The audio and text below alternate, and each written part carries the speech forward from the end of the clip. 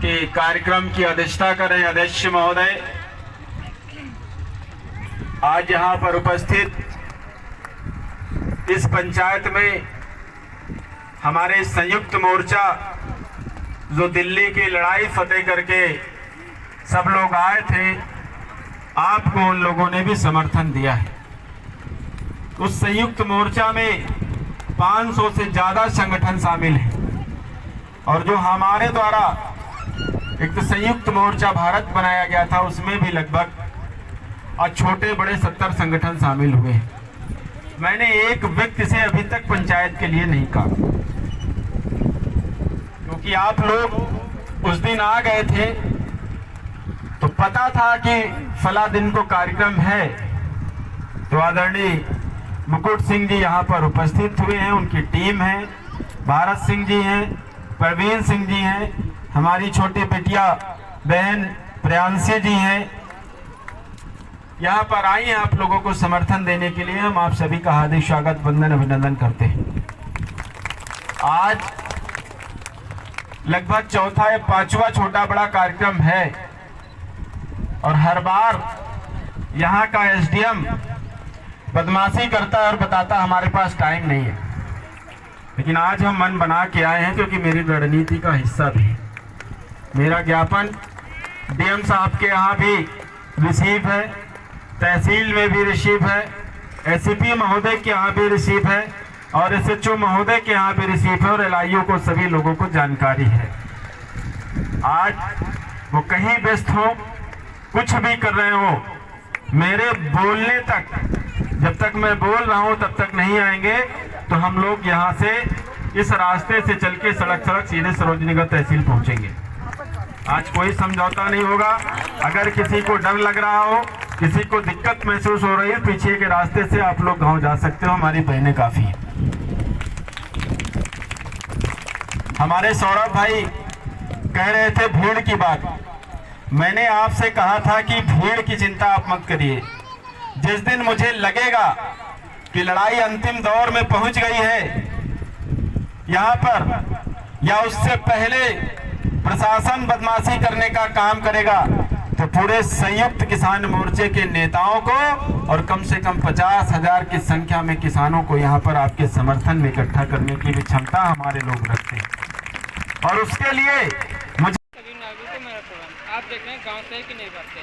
23 अक्टूबर 2024 से रहीमाबाद में धरना किसानों का लगातार चलता है। जय जवान। 113 दिन हो चुका है, किसानों का अभी तक शासन की तरफ से कोई बात हुई तो उसमें कोई अभी निर्णय नहीं निकला हुआ है।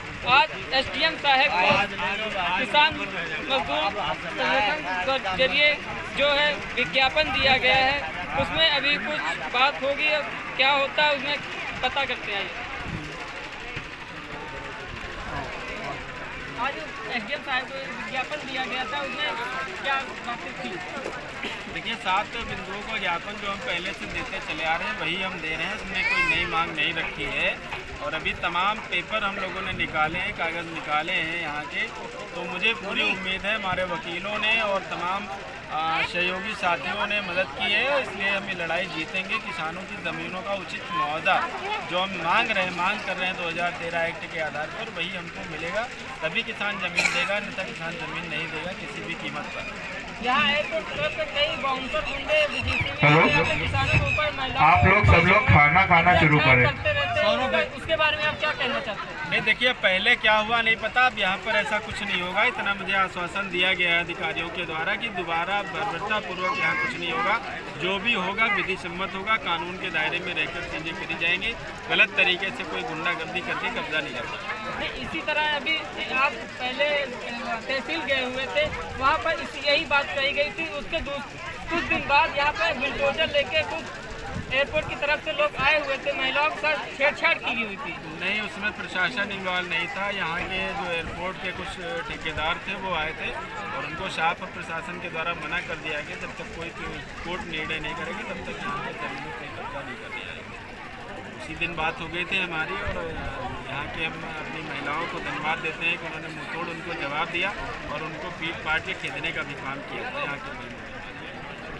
कई तरीके धाराएं भी किसानों के ऊपर लगाने के आरोप भी नहीं, अभी ऐसा कोई रहमाबाद के किसी किसान पर कोई मुकदमा नहीं लिखा गया। शुरुआत में 151, 100 ऐसा 151, 107, 16 की कार्रवाई की गई थी। उसके अलावा कोई मुकदमा नहीं लिखा गया। ये गलत आरोप है कि प्रशासन के द्वारा यहाँ मुकदमा लिखा गया, कोई मुकदमा। पहली बार यहाँ आकर ये मालूम पड़ा कि मैं लक्ष्मीबाई के गांव में पैदा हुआ।